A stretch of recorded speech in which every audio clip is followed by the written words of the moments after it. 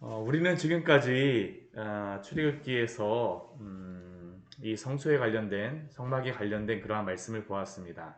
그리고 그 안에 있는 성물에 대한 그러한 말씀을 보았는데 이제 오늘부터 그 출애굽기 28장 말씀부터는 제사장의 의복에 대하여서 제사장에 관련하여서 우리가 살펴보게 될 것입니다. 어제도 이 등불에 대한 그러한 말씀을 보았었는데 이 등불에서 강조하는 것은 등불을 어떠한 기름을 쓸 것인가 라는 것도 중요한 그러한 내용이지만 이 등불을 관리하는 제사장이 어떻게 행할지에 대하여서 말씀하였었죠. 그리고 이어서 오늘서부터는 이제 그 만들어진 성소 안에서 성막 안에서 어떻게 제사장들이 섬길지에 대하여서 우리에게 말씀하여 주시는 겁니다. 이 앞에 있는 이 그림은 제사장의 그러한 의복을 이제 28장에 살펴볼 제사장의 의복을 전체적으로 보여주는 그러한 그림입니다. 이 제사장의 그러한 옷은 다른 평민들이 보통 입는 것과는 많이 달랐습니다. 먼저 머리에는 관을 여호와께 성결이라고 쓰여져 있는 그러한 관을 쓰고 있고 또한 가장 겉에는 이 에봇을 시작으로 오늘 우리가 읽었던 에봇을 시작으로 해서 그 또 위에 판결의 흰패가 있고 그 안에 그 겉옷을 입었습니다. 이 파란색 여기 나는 그것이 바로 이 겉옷이고 그 안에다가 반포 속옷. 반포 속옷해서 우리는 속옷이라고 생각하는데 속옷이 아닙니다.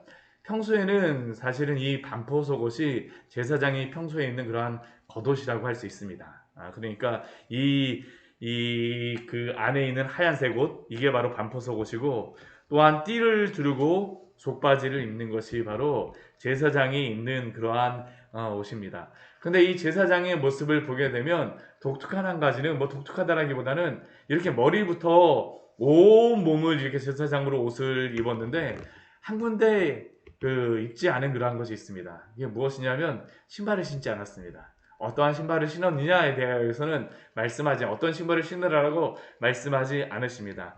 하나님께서는 모세에게도 내가 있는 곳은 거룩한 곳이니 너의 발에 신을 벗으라고 말씀하셨는데 그래서 그런지 이 제사장들은 이 성막 안에서 하나님께 봉사할 때 신발을 신지 않고 이렇게 봉사를 하였음을 우리는 알 수 있습니다. 그래서 여기에도 그림에 보게 되면 제사장이 신을 신지 않았어요. 신을 신지 않았습니다. 오늘 이것을 우리 말씀을 통하여서 하나하나 우리 좀 한번 이 모습을 자세히 한번 보도록 하겠습니다.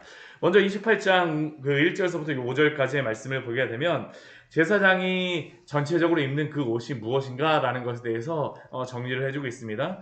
1절 말씀을 보면 이제 제사장의 그러한 직분을 먼저 임명하십니다. 그 이스라엘의 공식적인 그러한 제사장 직분을 누가 맡아서 하게 됩니까? 모세의 형이었던 아론과 그의 아들들에게 제사장 직분을 행하라라고 하나님께서 명령하십니다. 아론의 집안을 대제사장 집안으로 세우세요. 그래서 아론과 그의 아들들 4명인 나답과 아비우와 엘르아살과 그 이다말이 하나님 앞에 제사장 집안으로 임명을 받습니다.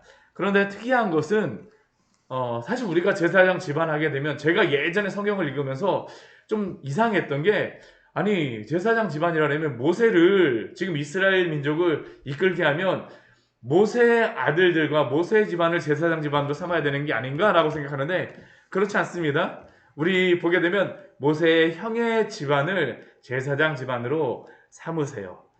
이전에 모세는 자신이 입술이 둔한 자로 다른 사람을 보낼 만한 자를 보내소서라고 하면서 하나님께서 내용 아론과 함께 가라라고 명령하셨었는데 비록 아론이 모세의 형이었었지만 겸손하게 동생의 그러한 이야기를 들었던 이 아론을 하나님께서는 대제사장 집안으로 세우십니다. 그리고 모세의 집안 같은 경우는 제사장 집안이 아닌 평범한 레위 지파의 가문으로 남습니다. 그리고 이 제사장 직분을 행할 때에 그냥 행하는 것이 아니라 옷을 입을 것을 이제 명령하세요. 우리 2절 말씀을 보게 되면 내 형 아론을 위하여 거룩한 옷을 지어 영화롭고 아름답게 하라라고 하나님께서 명령하십니다. 결국 제사장에게 필요한 것이 무엇이라는 것입니까? 거룩함이 필요하다라는 겁니다. 거룩함을 나타낼 필요가 있다라는 것이고요. 거룩함이 필요하다라는 것이고, 두 번째는 또한 하나님의 영광을 나타낼 그러한 영화롭고 아름다운 옷을 입으라라고 말씀하세요. 이것은 제사장에게 반드시 그러한 필요한 것이었습니다. 우리가 이 출애굽기 28장 말씀에서는 제사장의 의복이 한 종류, 아까 입었던 그러한 한 종류라고만 생각하지만 제사장은 두 종류의 옷을 입습니다. 그가 성소에서 있을 때 두 종류의 옷을 입어요. 어떠한 옷을 입냐면 먼저 하나님의 회막, 성소 안에 들어갈 때 입는 옷이 있고, 또한 백성들 앞에 설 때에 입는 옷이 따로 있습니다. 따로 있어요. 왜 하나님 앞에 그 설 때에 이 옷이 필요할까요? 그것은 그 백성들 앞에서는 거룩한 제사장, 하나님의 영광을 나타내는 제사장일지 모르지만 하나님 앞에서는 어떠한 사람이겠습니까? 죄인이죠. 그도 역시. 그러니까 그가 하나님 앞에 설 때에는 그가 입는 옷은 세마포 옷만 입었다라고 말씀하고 있습니다. 그가 이스라엘 백성을 대표하여서 하나님 앞에 설 때에는 겸손한 그러한 사람으로서, 죄인의 그러한 모습으로서 겸손하게 하나님 앞에 거룩함으로 나아갑니다. 그래서 거룩한 옷을 입으라고 말씀하시죠. 그러나 그가 또한 백성들 앞에 설 때에는 어떠한 역할일까요?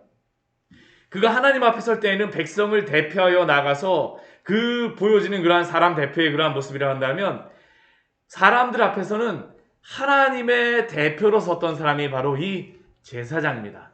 그래서 그는 무엇을 나타내야 되냐면 하나님의 그 영화로움과 영광을 나타내야 됩니다.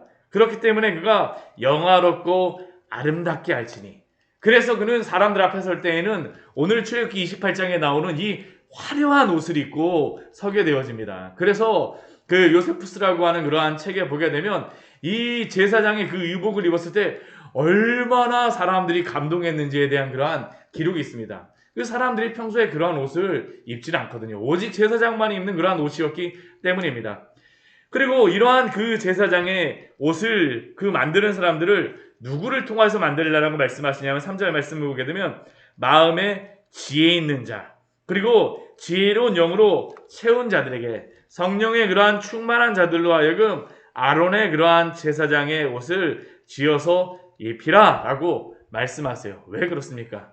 그를 거룩한 그러한 옷을 입히기 위해서 가장 뛰어난 그러한 사람들에게 준비시키는 것입니다. 그 거룩한 옷을 입고 제사장 직분을 행하게 하길 원하세요. 제사장이라고 하는 이 직분은 그래서 그냥 서는 것이 아니라 하나님 앞에도 정결하게 준비하고, 또한 사람 앞에서도 하나님의 영광을 드러내게 부족함이 없는 그러한 자로서 설하라고 하나님이 말씀하시는 것입니다. 내적으로나 외적으로나 거룩하게 준비할 것을 말씀하시죠. 또한 그가 입고 있는 그 옷에 대해서 그 4절 말씀을 보게 되면 우리에게 알려주고 있는데, 먼저는 흉패를 그 앞에 이렇게 가지고 있습니다. 그리고 그 안에다가 오늘 말씀해 보는 에봇을 입게 되고요. 이 에봇은 이 조끼나 아니면 앞치마 같은 그러한 그 옷입니다. 그리고 그 안에다가 겉옷을 입고 반포 속옷을 입고 관을 쓰고 띠를 쓰고 또한 속에 바지를 입는 것이 바로 제사장이 입는 그러한 옷입니다. 또 우리 4절 말씀에도 보게 되면 제사장의 이 옷을 특징을 무엇으로 다 말씀하십니까? 거룩한 옷이라고 말씀하십니다. 거룩한 옷. 계속적으로 제사장의 그 역할이 거룩하다라는 것을 우리에게 강조하시죠. 또한 우리 5절 말씀을 보게 되면 그들이 그 제사장의 옷에 사용하는 그 실들은 어떤 실입니까? 금실로 다 만듭니다. 이 금실로 다 만들고 청색, 자색, 홍색, 가늘게꼰 배실. 이 청색, 자색, 홍색, 가늘게꼰 배실은 우리가 앞에서 그 말씀해 보면 어디에 사용되었던 것입니까? 휘장과 함께 가장 여호와의 성막의 안쪽에 사용되어졌던 그 천이 바로 청색과 자색과 홍색과 가늘게꼰 배실이죠. 굉장히 비싸고 화려한 그러한 것을 가지고 옷으로 만들어 입으라고 말한 것입니다. 거기다가 실제로 다 이 금실로 다 했다라고 생각을 합니다. 이 금실로 다 했으니까 낮에 보면 어떡할까요? 햇빛이 비치면 이 광야 같은 곳에, 지금 광야에 그 이스라엘 백성들이 있는 것이니까 제사장이 그 옷을 입게 되면 진짜 번쩍번쩍 빛나고 햇빛이 비치며 정말 아름답게 보였던 것이 바로 이 제사장의 옷이었을 것입니다. 그러니까 제사장의 이 옷은 거룩하며 영화롭고 아름다울 필요가 있다는 것을 우리에게 말씀하여 주고 있는 것이죠.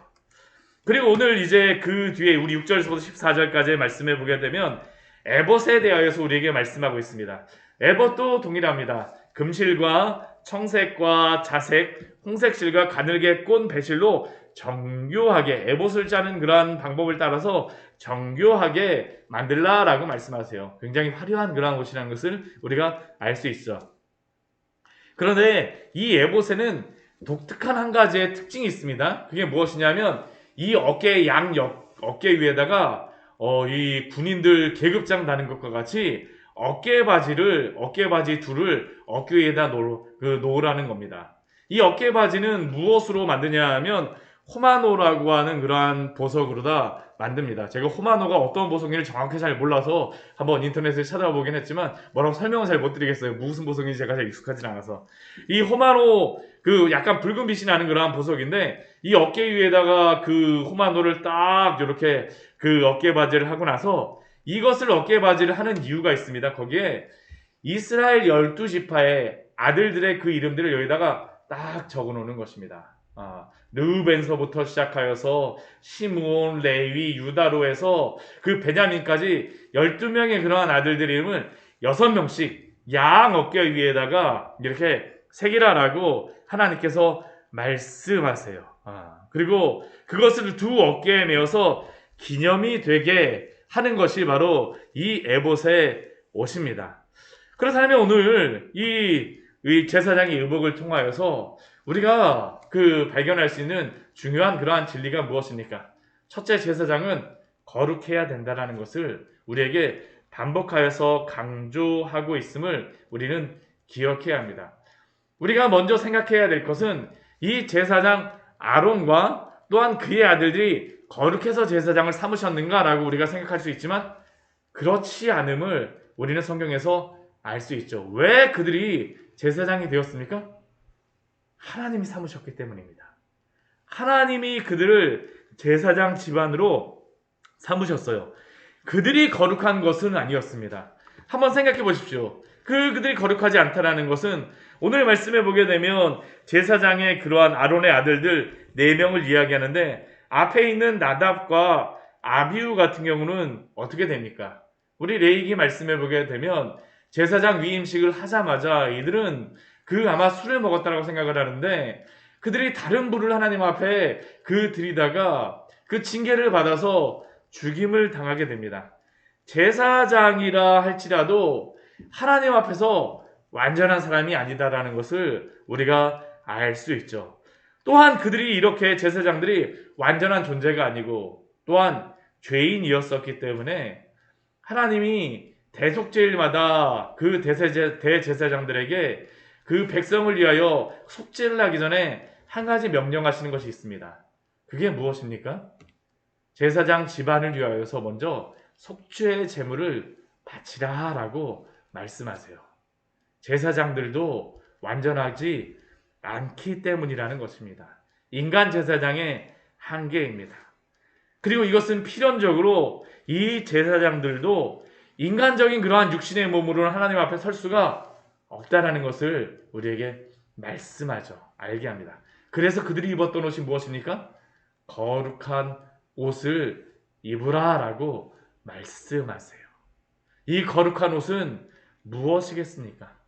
예수 그리스도의 그 의의 옷을 입을 필요가 제사장들에게도 필요하다라는 것을 우리에게 말씀하심이 아니겠습니까? 누구도 제사장이라 할지라도 하나님 앞에서는 죄 있는 인간으로서는 누구도 설 수 없다라는 것입니다. 오직 예수 그리스도의 의의 옷을 입지 않는다라면 이들도 하나님 앞에 설 수 없음을 우리는 기억해야 합니다. 이것은 또한 우리에게도 동일하게 말씀하시는 그러한 내용입니다. 우리 베드로전서 2장 9절 말씀을 보게 되면 우리에게 이렇게 말씀하시죠. 우리 말씀 같이 한번 찾아보도록 할까요? 우리 베드로전서 2장 9절의 말씀입니다. 베드로전서 2장 9절의 말씀. 제가 자주 보는 그런 말씀인데 같이 한번 보도록 하겠습니다. 그러나 너희는 택하신 족속이요 왕같은 제사장들이요 거룩한 나라요 그의 소유가 된 백성이니 이는 너희를 어두운 데서 불러내어 그의 기이한 밑에 들어가게 하시니에 아름다운 덕을 선포하게 하려 하심이라. 더 이상 우리에게는 대제사장의 그러한 그 직위는 없습니다. 왜 그럴까요? 하나님께서 우리를 제사장 삼아 주셨기 때문입니다. 예수 그리스도가 우리의 완전한 대제사장이 되어 주셨지만 예수 그리스도를 통하여서 또한 우리를 이 세상 속에서 하나님의 왕 같은 제사장들로서 살아갈 수 있도록 우리를 세워주셨어요. 그렇게 우리도 어떠한 옷이 필요하겠습니까? 거룩한 옷을 입을 필요가 있죠. 예수 그리스도로 인하여서 옷 입을 필요가 있음을 우리는 기억해야 합니다.